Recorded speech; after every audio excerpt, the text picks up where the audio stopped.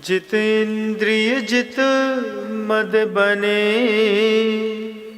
जित भव विजित कषाय। अजित नाथ जी को नित नमु, अर्जित दुरित पलाय। को पल पल पल को पले, वन में ऋतुपति आए। पुलकित मम जीवन लता, मन में जिन पद पाए। अहिंसा परमो धर्म की। परम पूज्य आचार्य भगवंत गुरुदेव श्री विद्यासागर जी महाराज की, वर्तमान आचार्य परमेष्ठी मुनिराज श्री समय सागर जी महाराज की, समस्त मुनि संघ की।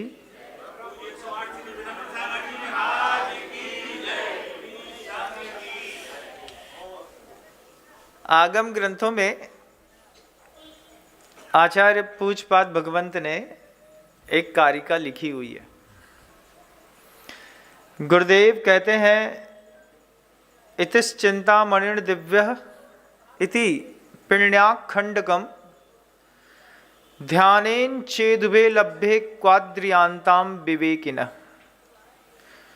कोई विवेकी पुरुष है और उसके सामने एक दिव्य चिंतामणि रत्न रखा हुआ है। अब चिंतामणि रत्न सामने रखने पर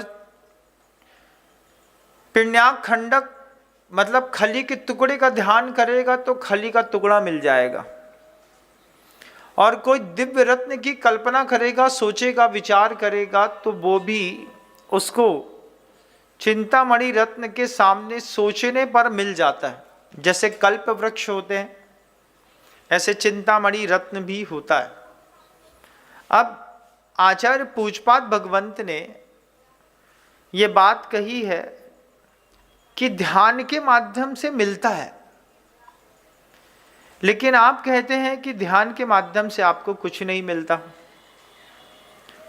आप मंदिर में जाकर के जिस तरीके से ध्यान लगाते हैं, वास्तव में वो ध्यान न होकर के आर्त ध्यान हो जाता है। आचार्यों ने कारिकाओं में कोई शब्द, कोई बात लिखी है, इस पर आप देखिए कि आपका जीवन कैसा प्रभावित होता है। इतिस चिंतामणिर् दिव्यः इति पिण्याखंडकम, ध्यानेन चेदुभे लभ्ये। दोनों चीजें मिलती हैं। आप जैसा सोचते हैं आपको बिल्कुल वैसी चीजें दुनिया में उपलब्ध होती हैं। इसका एक उदाहरण दिखाता हूं। मान लीजिए आपके परिवार के किसी सदस्य को किसी बुरी आदतों के कारण कैंसर की शिकायत हो गई। प्रायः करके इतने ज़्यादा स्लोगन, उद्बोधन लगातार पैकेट पर छपे रहते हैं, उस पर लिखा रहता है कि तंबाकू खाना स्वास्थ्य के लिए हानिकारक होता है, इसको खाने से कैंसर हो सकता है। लेकिन उसके बाद भी लोग खाते हैं। उनको पता नहीं उसमें क्या मज़ा आता है। मैं समझ नहीं पाया आज तक। जैसे कुत्ते को हड्डी चबाने का मज़ा है, पता नहीं क्या मज़ा है। ऐसे ही दुनिया में तंबाकू खाने वालों की हालत है। मैंने दुनिया में हजारों तंबाकू खाने वाले लोग देखे। हमने उससे कहा कि 1 लाख रुपए देंगे, अगर कायदे से मुंह में डाला गया तंबाकू पेट में डाल लो तो। लोग जितने भी हैं दुनिया में तंबाकू खाने वाले, वो मुंह में गुटखा ऐसा रगड़ के, चाहे वो राजश्री हो, पान पराग गोल्ड हो, पान पराग हो, और दुनिया भर के जो माणिक चंद हो, एक आध कोई और रजनीगंधा हो, एक आध कोई और याद आ जाए तो बाबा 120 हो, है ना, कुछ भी हो, और सब कमलापति है, हाँ कमला पसंद, हाँ। और सबसे अच्छा तो वो जो लोग रगड़ा यूज़ करते हैं, अच्छा नहीं है तो वो बुरा। लेकिन जो भी दुनिया भर के लोग तंबाकू खाते हैं, मैंने सबके पास गरीब में बैठ कर के एक ऑफ़र दिया। एक तंबाकू का गुटखा जो दुकानदार लगा करके देता है, उस तंबाकू के गुटके को मुंह में डालो और बिना रोड में पुच्च पुच्च पुच्च किए पूरा का पूरा गुटखा अंदर कर लो, अंदर करके पानी पी लो और उल्टी मत करो। 1 लाख रुपए नगद देंगे। हमने कई बार पहले भी कहा, अगर आज आप सुन रहे हैं तो ये ऑफर मैं आपको आज पुनः देता हूं। मेरे सामने आप प्रैक्टिकल करके दिखाओ कि आपकी शरीर ने तमाकू को स्वीकार कर लिया है। तमाकू एक ऐसा पदार्थ है जिसके खेत में बाढ़ नहीं लगती बंधुओं। पत्ते तो आपने देखे ही नहीं होंगे, पत्ते तो बहुत बड़े बड़े होते हैं, इतने बड़े बड़े पत्ते होते हैं तमाकू के। फिर उसको पत्ते को तोड़ करके जब पक जाते हैं तो उसको रोल करके छोड़ दिया जाता है। फिर रोल के बाद उसकी जब कटिंग और उसको चूरा करते हैं सुखा करके, फिर वो छोटी छोटी पत्तियां बनती हैं। तो जितने भी दुनिया में लोग तमाकू खाते हैं वे सारे के सारे लोगों को एक बार फिर से ऑफर दे देते हैं। हमारे सामने कोई लाइव शो दिखाए, एक गुटखा ले ले, मुंह में डाल करके उसको पूरा चबा करके पेट में डाल ले, ऊपर से 1 गिलास पानी पी ले और उल्टी ना करे। 1 लाख रुपए नगद। हमारे पास तो है नहीं, लेकिन दिलवा जरूर देंगे, इस बात की गारंटी है ना। देने वाले लोग तो बैठे रहते हैं, हमारे आगे पीछे लगे रहते हैं। भगवान के भूत हर जोतते हैं, हमारे पीछे भी बहुत सारे भूत हर जोतते रहते हैं। फिर जब मैंने देखा, आप भी देखिए इस बात को, कितने भी 30 मार का समझते हैं, कोई जवान लड़का हो, पूरा बूढ़ा हो, कोई भी हो, जवान लड़के जब तम्बाकू खाना सीखते हैं तो जब इतनी सी बात में है, लड़की है, गुटखा खा रहा है मीठा वाला। अपने शरीर का स्वभाव देखिएगा कि बचपन में आप मीठा गुटखा पान की दुकान में जाकर के खाते होंगे कभी कभार, है ना। लेकिन धीरे से एक आध दिन किसी ने आपको टोक दिया, अभी तक बच्चे ही बने रहोगे कि कभी बड़े भी होगे। बड़े होने का मतलब तम्बाकू खाना, सिगरेट पीना, इसको बड़ा कहते हैं। तो लोग, बच्चे इस तरीके के टॉन्ट मारने मात्र से तम्बाकू खाने की आदत डाल ली, लेकिन तम्बाकू सिर्फ गाल में चिपका रहता है। आज तक कोई भी तम्बाकू खाने वाला, चाहे वो एडिक्शन में 40 साल गुजार चुका हो या 70 साल, 1 रुपए का गुटखा भी तम्बाकू का पेट के अंदर आज तक नहीं पहुंचा। सिर्फ अहंकार के चक्कर में कि हम तम्बाकू नहीं खाएंगे, गुटखा नहीं खाएंगे, तो लोग हमें कहीं लल्लू न समझ बैठे। इसलिए यहाँ पर गुटखा दबा करके सैकड़ों लोगों ने 20-20 लाख रुपए खर्चा करके अपने गले का ऑपरेशन कराया। ऐसा कोई व्यक्ति, ध्यानेन चेदुबे लब्बे, मुद्दे बात तो उधर पे है। मैं ये बात ये जरूर बताना चाहता हूँ कि तम्बाकू खाने वालों ने आज तक पेट में तम्बाकू का इतना सा रस भी नहीं पहुंचाया, 1 बूंद भी नहीं पहुंचाया। कोई 1 बूंद भी तम्बाकू का रस नहीं पहुंचा सकता पेट के अंदर। हम आपको बताते हैं, हमारे महासागर जी महाराज जी थे, तो वो तम्बाकू खाते थे। उनके साथ उनके कांख के नीचे एक मचला चलता था। मचला समझते हैं? नहीं समझते होंगे। उसमें एक में पेपरमेंट रखी रहती है, लौंग रखी रहती है, सुपारी रखी रहती है, 2 सुपारी खड़ी रखी रहती है, एक कतरनी मतलब सरौता रखा रहता है, सरौती ऊद कहते हैं उसको, क्योंकि ताज़ी सुपारी कतर के खाने का एक अलग स्वाद रहता है, और जो कतर जाती हैं उसमें से अलग निकल जाता है। तो वो मचला उनके साथ में चलता रहता था हमेशा। वो कहीं भी जाते थे तो मचला साथ में लेके जाते थे। गृहस्थ अवस्था की बात है। गोटेगांव के स्टेशन में हमें आज भी याद है, गर्मी के दिनों में हम लोग दोनों कहीं से लौट रहे थे और उन्होंने गर्मी के दिनों में ट्रेन के अंदर बैठ करके तम्बाकू खा ली। झटका लगा, तम्बाकू का गुटखा अंदर चला गया। उसके बाद तो मजे आ गए। उसके बाद जब कभी भी आपका अपराध चरम पे आकर के फूटता है तो फिर आप एक बार तो संकल्प कर लेते हैं कि आज के बाद ये पाप नहीं करेंगे।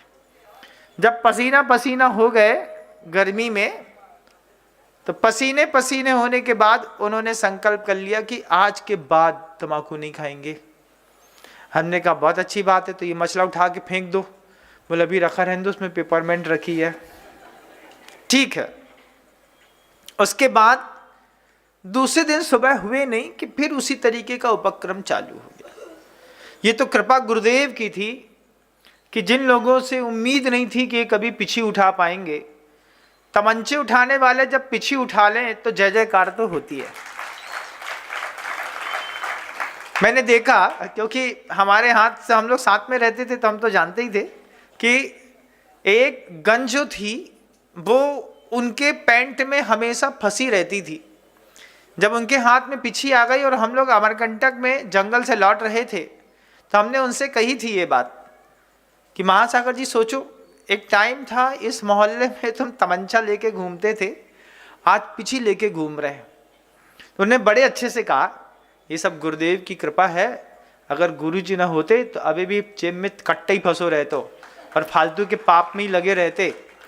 ये तो एक महान गुरु की कृपा हुई, कितना उनका ऑरा होगा कि उन्होंने अपने उस ऑरे से ऐसे ऐसे लोगों को बदला है जिसकी उम्मीद नहीं थी बंधु, उम्मीद नहीं थी। ऐसे ऐसे उनकी सेना में लोग आए, खड़े हो गए। और सबसे बड़ी बात, आज भी ऐसे लोग वफादारी के साथ गुरु जी की सेना में खड़े हैं।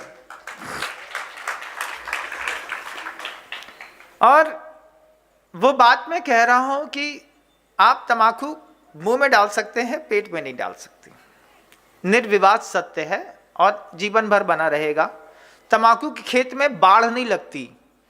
क्यों नहीं लगती? क्योंकि गधा भी जाता है तो ऐसा उसको अपनी नाक से मुंह उल्टा करके सूंघेगा और देखेगा कि तमाकू है नहीं खानी है। तो तमाकू के खेत में कभी बाढ़ नहीं लगती, कोई जानवर नहीं खाता। अब जिस तमाकू को जानवर नहीं खाता उसको भी इंसान खा लेता है। ये तो महिमा है आप लोगों की, धन्य है आप लोग जो तमाकू देवता मम देवो भव। रात में गुटखा फंसा के सोना, सवेरे उसी के साथ कुल्ला करना, उसी को रसगुल्ला समझना, उसी को मिठाई समझना, उसी को भोजन समझना। हम खाने के बिना रह सकते हैं लेकिन गुटके के बिना नहीं रह सकते। गुटका तेरी महिमा परंपार। तो घर के अंदर वो जो बात मैं कह रहा था, ध्यानेन चेदुवे लभ्य क्वाद्रियांतराम विवेकिना। मान लीजिए आपके घर के अंदर किसी को तमाकू खाने के कारण कैंसर डिटेक्ट हो गया। अब कैंसर डिटेक्ट होने के बाद उसका इलाज हो गया। इलाज होने के पूरे प्रोसेसिंग पीरियड को आपने अपनी आंख के सामने देखा। अब आपका जो विचलित मन है वो बार बार एक चीज सोचता है। मन आपका सोचता है आज भी, आप इस बात को नकार ही नहीं सकते हैं। मन सोचता है कहीं ऐसा तो नहीं कि हमको हो जाएगा। दुनिया भर में लोगों को देखते हैं ना, इनको फलानी आंख का कैंसर हो गया, इनको टीबी हो गई, इनको हड्डी का कैंसर हो गया, इनको जांग में हो गया, इनको कहीं कुछ गैंग्रीन हो गया। तो जब कभी भी आप अपने परिवार के किसी सदस्य को किसी बीमारी से ग्रस्त देखते हैं तो आपके मन के अंदर लगातार एक भावना उठती है, भैया हमारे बब्बा को भी बहुत हो, फिर बड़ी मम्मी को होगा, तो अब इनको होगा है, कहीं ऐसा तो नहीं कि हमको भी हो जाएगा। ये क्या है? इसको क्या कहते हैं? आचार्य कहते हैं हाइपोकॉन्ड्रिया फोबिया। ये हाइपोकॉन्ड्रिया डिसीज जो है, घटना कभी आपकी जिंदगी में घटी नहीं है लेकिन आप लगातार उसका चिंतन करते हैं। चिंतन लगातार करते करते करते करते आप कभी तंबाकू खाई नहीं, आपने तो लौंग भी नहीं खाई, आप तो बहुत अच्छे हैं, इलायची भी नहीं खाते, लौंग नहीं खाते, महाराज उबला पानी पीते हैं। उबला पानी पीने वाले लोग भी हाइपोकॉन्ड्रिया डिसीज के आदि शिकार हो सकते हैं। दुनिया में कोई भी घटना घटती है उस घटना को वो अपने ऊपर लेते हैं और इसके लिए कोई जवाबदार नहीं रहता। आचार्य श्री जी कहते थे इसका मन स्वयं से विचलित हो गया है। एक विचलन है मन के अंदर, वो आप खुद पैदा करते हैं। हमको तो नहीं हो जाएगा, हमको तो नहीं हो जाएगा। अब आप इस बात को बोलते नहीं है लेकिन इस बात को आप निरंतर सोचते रहते हैं, सोचते रहते हैं, सोचते रहते हैं, सोचते रहते हैं। ऐसा होता है जब आपके प्रिय को कोई किसी प्रकार का रोग हो जाता है तो आप बहुत कॉन्शियस हो जाते हैं उस रोग के प्रति। और ये बात बिल्कुल तय है कि मन में सोची हुई बात शरीर में आज नहीं तो कल प्रकट होती है, लेकिन शरीर में प्रकट हुई बात मन तक कितनी ले जाना ये आपकी जवाबदारी होती है। अगर आपकी जवाबदारी में नहीं है ऐसा, आपने सोचा अब शरीर में हो गया है तो मरना ही पड़ेगा। दुनिया भर के बहुत सारे ऐसे लोग हैं जिनको कैंसर हो जाता है। कैंसर होते साथ ही उनकी एक धारणा बन जाती है, क्या? अब तो नहीं बचेंगे, अब तो मरना ही है, अब तो मर ही जाएंगे। मैं दुनिया भर के लोगों से कहता हूं इस बात को, कैंसर बीमारी है, कोई सजा नहीं है कि भोगनी ही पड़ेगी। बीमारी है, इलाज कराएंगे तो ठीक हो जाएगी। लेकिन जिसको हाइपोकॉन्ड्रिया डिसीज होती है, स्वयं से स्वयं के लिए जो विचलित मन होता है, वो व्यक्ति लगातार सिर्फ एक ही चीज सोचता है, हमारे साथ हो गई तो, हमारे साथ हो गई तो, हमारे साथ हो गई तो। फिर दूसरी एक और बड़ी बात होती है जिसको कहते हैं गलत प्रार्थना। मंदिर जाकर के वो व्यक्ति अपने पति के बारे में सोचता है, पति पत्नी के बारे में या बच्चों के बारे में, हे भगवान उन्हें हो गई, हमारे लड़का को ना हो जाए। आप बोलते हैं ऐसा और सोचते हैं कैसा? सोचते हैं अगर हो गई तो फिर आप इस बात को गौर करिएगा कि गुरुदेव पूज्यपाद भगवंत ने कारिका लिखी है, इतिश् चिंतामणिर् दिव्य इति पिण्याक खंडकम ध्यानेन चेदुबे लभ्य क्वाद्रियांताम विवेकिनः। जो विवेकी व्यक्ति है उसके लिए कहा है कि ध्यान के माध्यम से दोनों मिलते हैं। आप ऐसा अपने बारे में गलत क्यों सोचते हैं? मैं एक बार आपसे पूछूं, जवाब दीजिएगा। आप ऐसी कितनी सारी डिसीज हैं, मान लीजिए आपके घुटने में, एड़ी में दर्द होने लगा थोड़ा सा, थोड़ी देर के लिए पानी में ज़्यादा काम कर लिया होगा या फिर वायु विकार बढ़ गया होगा, अब एड़ी में दर्द हो गया तो आप क्या सोच रहे हैं? कहीं ऐसा तो नहीं कि हमारा भी यूरिया और पोटेशियम बढ़ गया है? दो नए शब्द आ गए ना दुनिया में। अभी तक बहुत कम सुनाई देता था, अभी 2-3 सालों से ज़्यादा सुनाई देने लगा। महाराज अंगूठे की हड्डी चौड़ी हो रही है, उसमें दर्द होता है। अब दर्द होता है तो पहले के ज़माने में क्या करते थे बताओ? नमक मिला करके, सरसों का तेल में नमक मिलाया और मिला करके 2 उंगली ऐसे डुबोई, ऐसे छिटकी और अंगूठे से उसको अच्छे से 3 बार मसल दिया और थोड़ी सी सरसों के तेल और नमक की वैयावत्ती करने मात्र से वो जो घुटने का, एड़ी का दर्द था, थोड़ी मालिश हुई। मर्दन होने से अंदर अगर वायु स्थान बना हुआ है तो वो वायु स्थान जैसे वहां से स्खलित हुआ, दर्द ठीक हो गया। लेकिन आप दूसरे की हालचाल पूछने में व्यस्त रहते हैं, क्या चल रहा है, क्या बताएं, हमारे तो फ्रोजन शोल्डर हो गया है, L4 L5 बिल्कुल डिस्टर्ब हो गई है, फिजियोथेरेपी के यहाँ जाना पड़ता है, जो हाथ ऐसा बिल्कुल लूला टाइप को इधर पे बंधा हुआ है। अब आप देख रहे हैं, आप देखते देखते सोच रहे हैं कहीं ऐसा तो नहीं कि हमारे भी गर्दन में ऐसी दर्द हो जाएगा। अचानक पता चलता है, ऐसा देखो यहाँ पे गर्दन अटक गई, यहाँ पे जैसे ही सटकी वैसे ही एक दिन तक तो ठीक था, शाम होते होते आपके मन के अंदर वो बात गहराई से उतरी, ध्यानेन चेदुबे लब्बे। मैं आपको वो चीज़ दिखाता हूँ, देखना, देखिएगा। हम दूसरे की हिंसा तो करते ही हैं, अपने बारे में भी अपनी हिंसा भी कम नहीं करते हैं। हम जब अपने बारे में, अपने शरीर के बारे में, अपने परिवार के बारे में गलत सोचते हैं, उस गलत सोची हुई शक्ति का भी प्रभाव पड़ता है बंधु। कैसा गजब प्रभाव पड़ता है? आप बार बार सोच रहे हैं कि आपके अंगूठे जो टेढ़ा हो रहा है, उम्र का पड़ाव भी होता है, साइटिका के दर्द भी हो सकते हैं, लेकिन अगर आपने एक बार सोच लिया कि इसमें कहीं ऐसा तो नहीं कि यूरिक एसिड बढ़ गया है और इसमें इस तरह की कोई बीमारी हो गई हो। अब पता चला पेट में कोई बीमारी हो गई, पेट में दर्द हो रहा है पथरी का, और तुम सोच रहे हो क्या कहीं ऐसा तो नहीं कि लीवर में कैंसर होगा।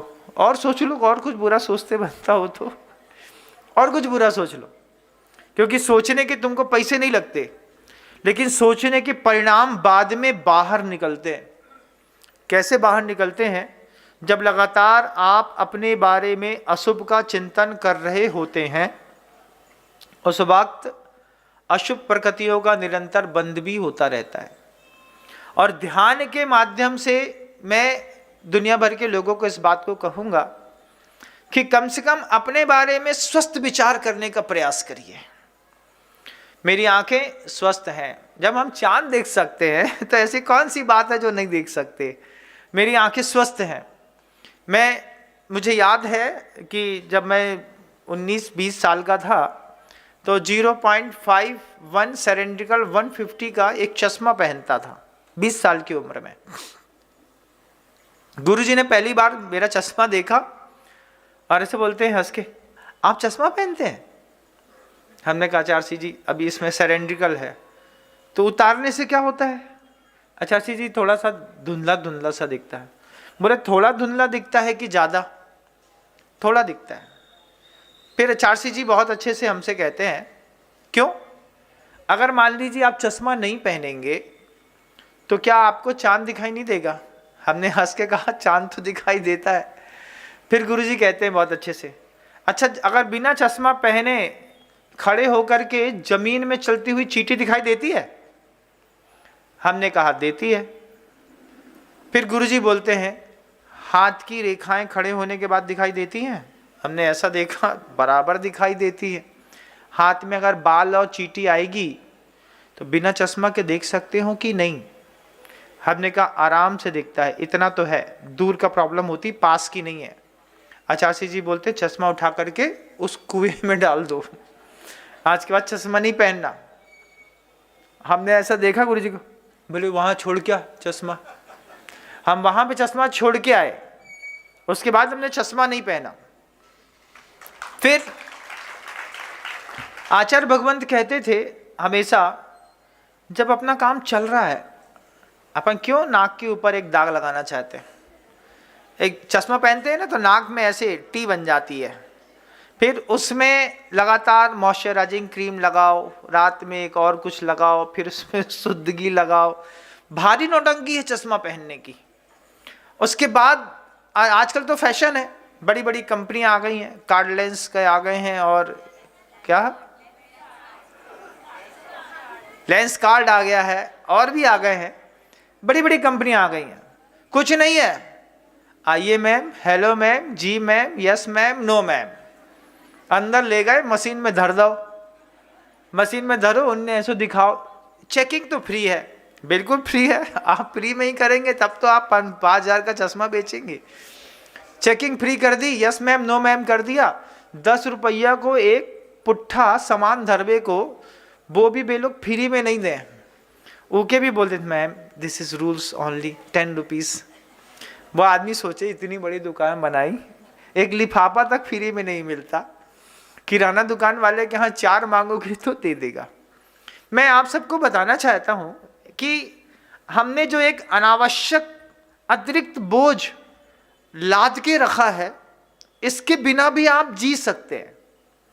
आप बहुत अच्छे हैं, लेकिन अगर आपने सोच लिया कि हमारी आंखों में कम दिखाई देता है, तो आपकी आत्मशक्ति के परिणाम आपके अंदर के निश्चयों की रचना उस तरीके से करेंगे कि जिस तरीके से आप जैसा सोच रहे हैं बिल्कुल आपको वैसा ही मिलना लगेगा।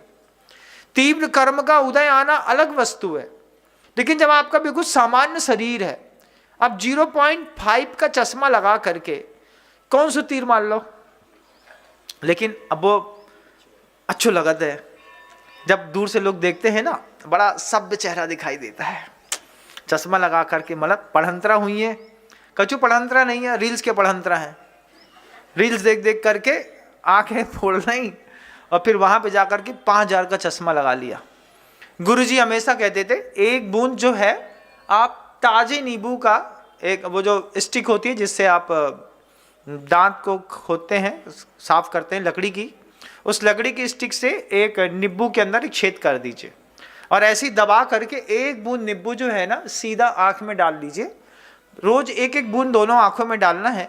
चश्मा कितनी जल्दी उतर जाएगा पता ही नहीं चलेगा। क्या गजब की गुरुजी की सोच थी। वो खुद डालते थे, हम लोग नहीं डालते थे। नींबू डालते थे ना, अब तो पहली बार में जलन करता है। कोई भी चीज़ है पहली बार में अच्छी हो या बुरी, दिल में आँख में जलन तो करती है। फिर बाद में वो धीरे धीरे एडजस्ट हो जाती है। मेरी बातों के गहरे अर्थ होते हैं, है ना। कोई भी वस्तु हो, अच्छी हो या बुरी, आँख में पहली बार तो जलन करती है।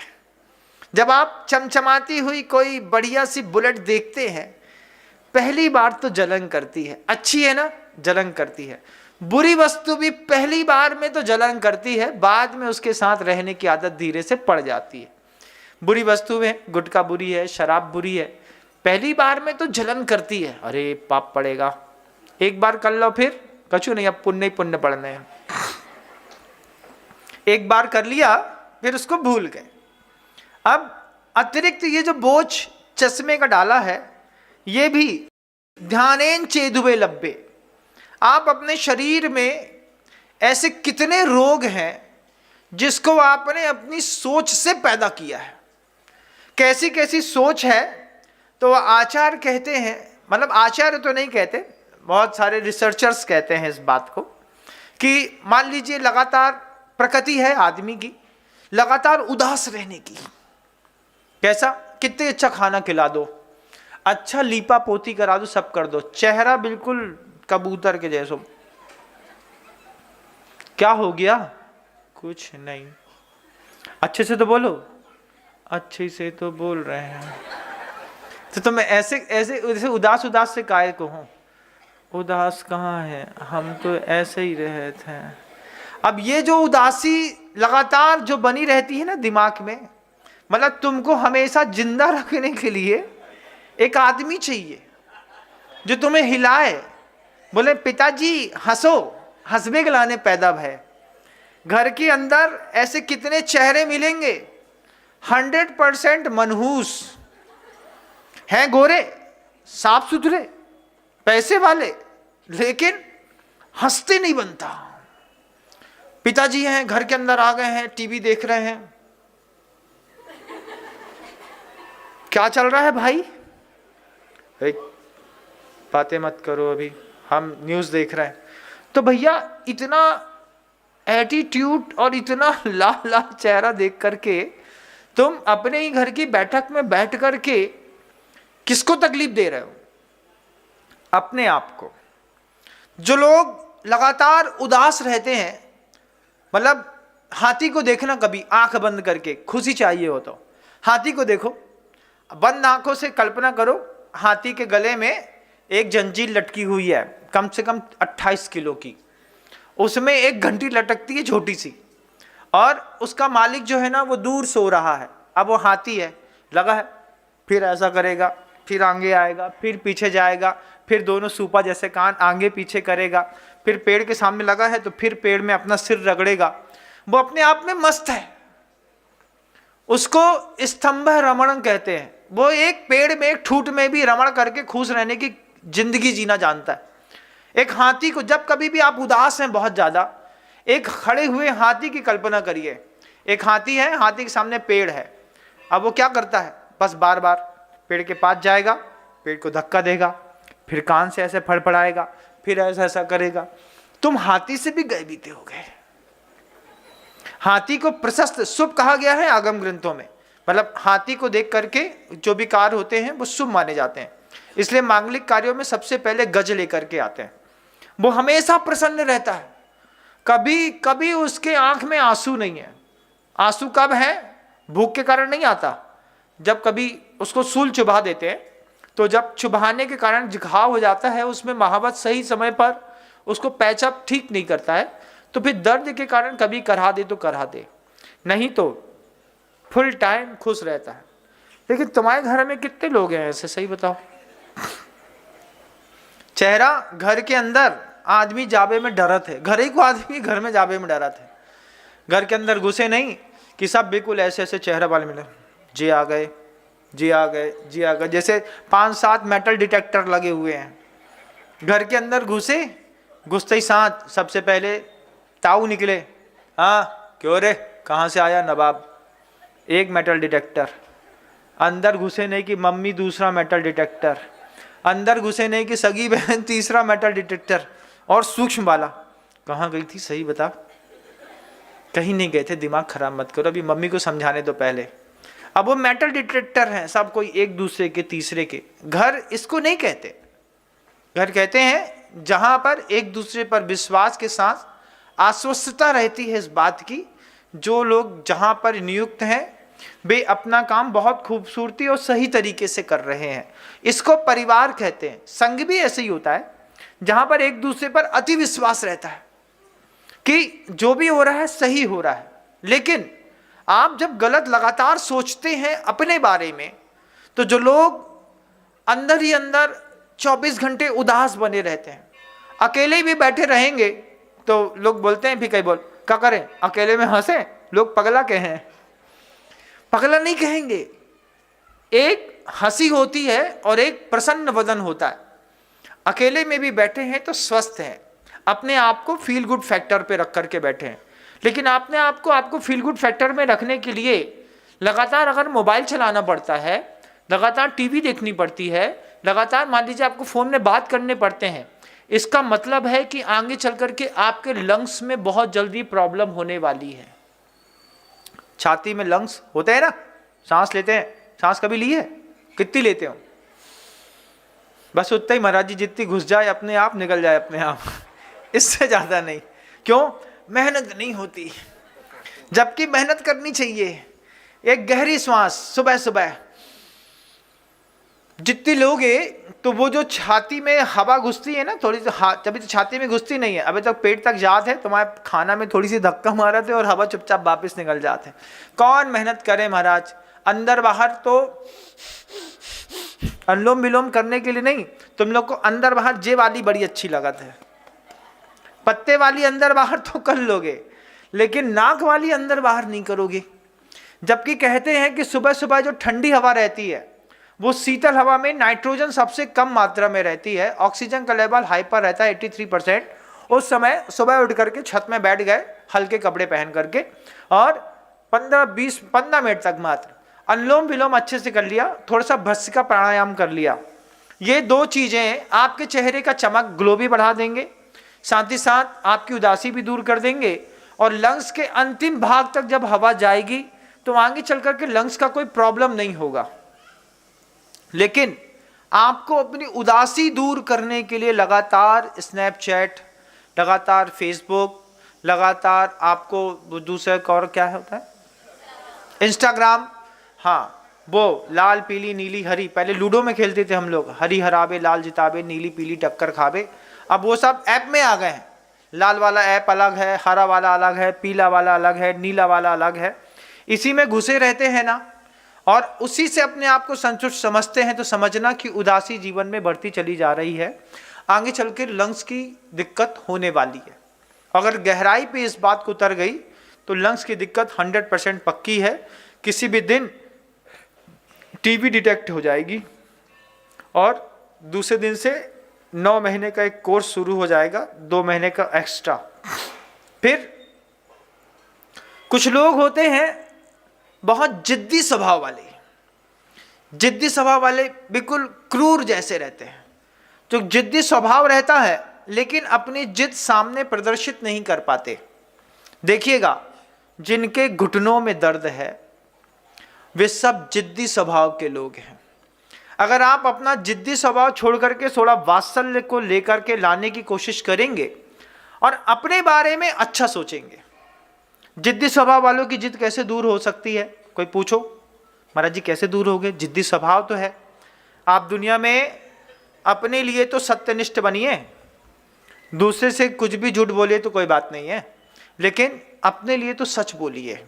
कि अगर आपका कोई जिद्दी स्वभाव है, किसी चीज़ पे अड़ गए सो अड़ गए, अब अड़े हैं तो अब नहीं ठीक करेंगे, करके रहेंगे करके रहेंगे करके रहेंगे, करके रहने की आप आदत डाल के देखिएगा, आपको मज़ा आएगा। धीरे धीरे जो घुटने के बीच का लुब्रिकेंट है वो आपका जिद्दी स्वभाव पूरा खा चुका होगा। उसके लिए क्या करना? उसके लिए सबसे पहला काम है परिवार का वह सदस्य जिसके प्रति आप बुरा सोचते हैं। कहां का? पड़ोस का नहीं, परिवार का। परिवार का वह सदस्य जिसके बारे में आप लगातार अशुभ का चिंतन करते हैं और बुरा सोचते हैं। मंदिर में जाकर के भगवान के सामने बैठ करके हाथ जोड़ करके भावना भाव, भगवान उसका भला हो, अच्छे शब्दों में बार बार बोलना पड़ता है, भगवान उसका भला हो, उसका भला हो, उसका भला हो। उसका भला हो, उसका भला हो बोलना मात्र नहीं है, उसको फीलिंग आनी चाहिए। जैसे मान लीजिए जब हम किसी से क्षमा माणी के दिन क्षमा मांगते हैं तो हमने बोल तो दिया, खम्मामी सब जीवाणाम सभ्य जीवा खमंतु में मित्य में सब बुदेशु बैरम मध्यम न कैणवी, बोल दिया आपने।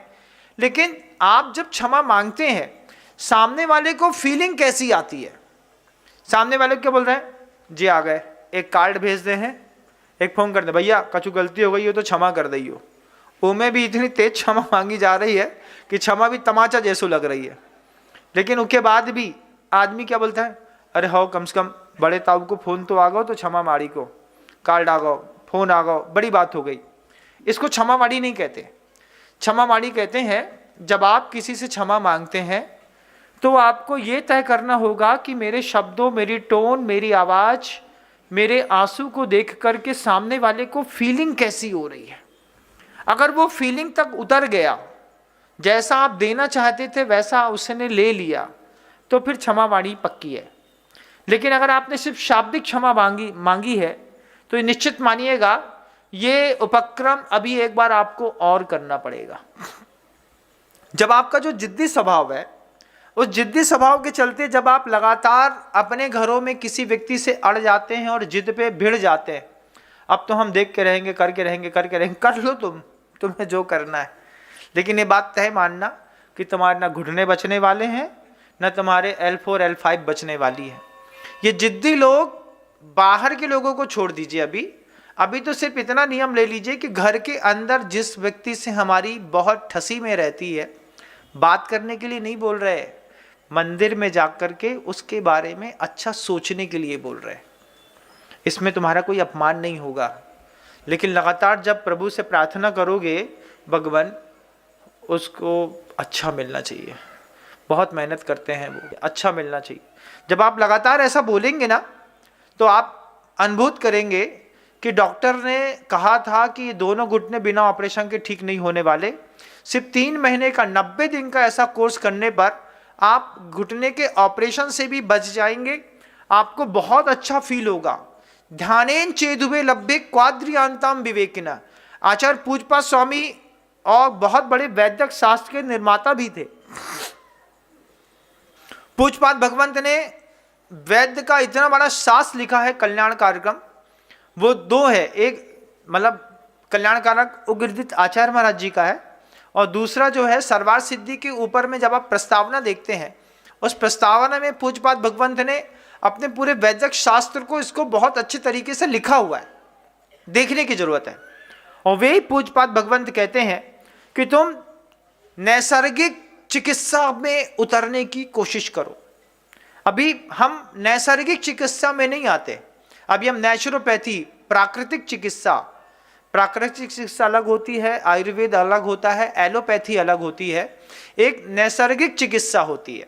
नैसर्गिक चिकित्सा में कुछ करो मत, अपने शरीर में रोग है ना, उसके बारे में अच्छा सोचो, पहले स्वस्थ चिंतन करो।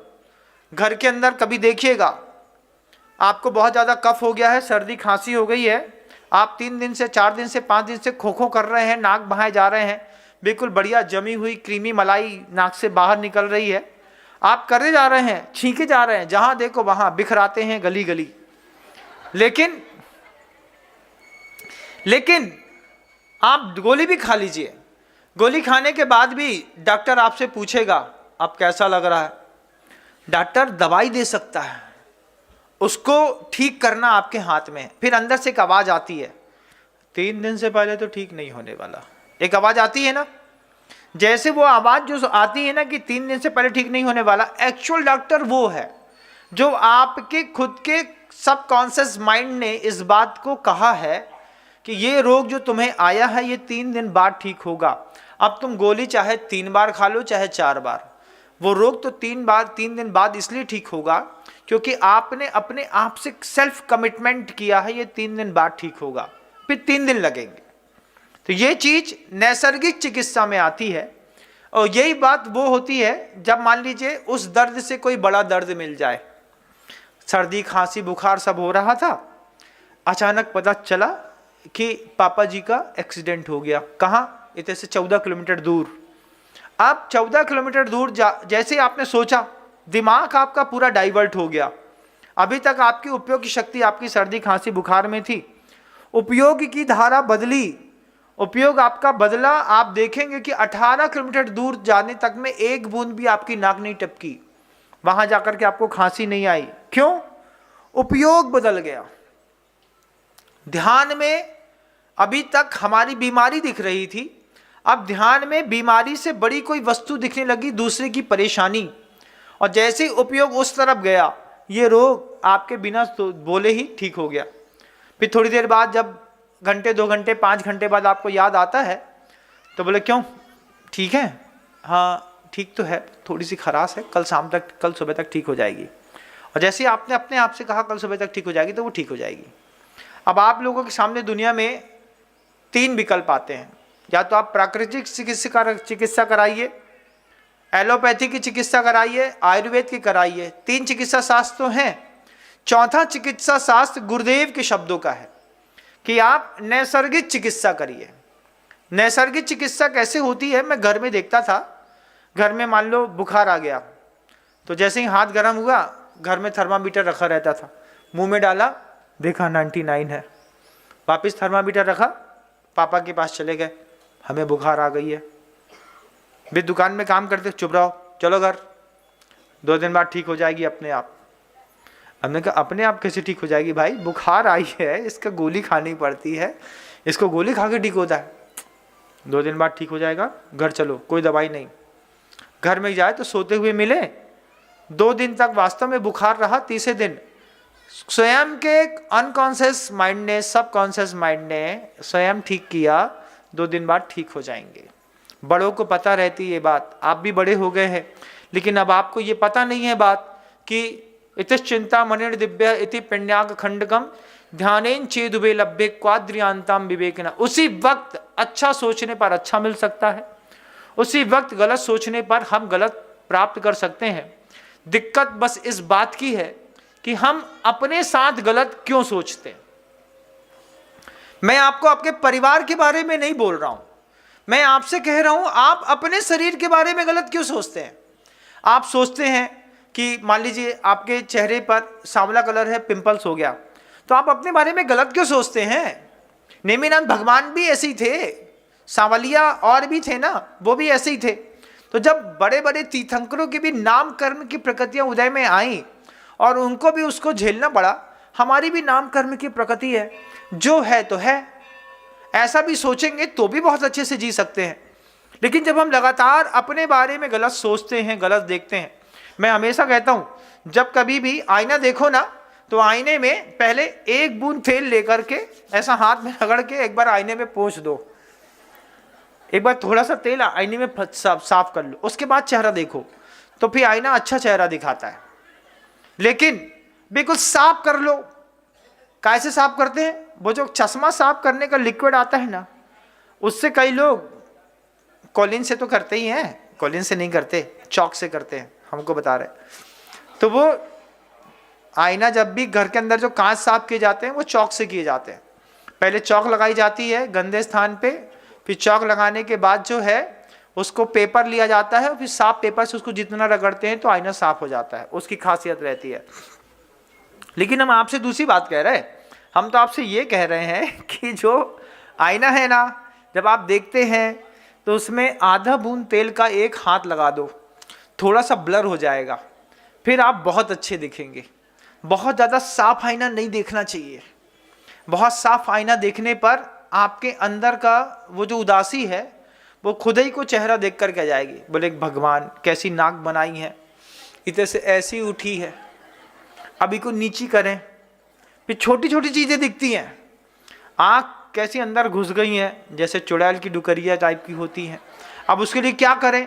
अब उसके लिए फिर सोचेंगे, फिर माथा गौर से देखेंगे तो उसमें झुर्रियाँ दिखेंगी, फिर इधर देखोगे तो एक दाग दिखेगा, एक इधर दिखेगा, एक इधर दिखेगा। अब उसमें आपका उपयोग लगा रहेगा। इससे अच्छा है क्या करें, एक थोड़ा सा तेल का पोंछा मार दो, सब सही दिख रहा है। अब कुछ नहीं करना, सामने वाले को जो दिखता है सो दिखता रहे। जो लोग, गुरुजी कहते थे इस बात को, गुरुजी कहते थे कुछ लोग होते हैं अपने आप को बढ़िया बनाने के लिए दिमाग चमकाते हैं, कुछ लोग चेहरा। तो आपकी अगर दिमाग चमकाने वालों में गिनती है तब तो बहुत अच्छी बात, लेकिन अगर चेहरा चमकाने वालों में गिनती है तो फिर एक बार सोचना चाहिए। दूसरी बात और भी कहूँगा, उदासी लंग्स को खराब कर देती है।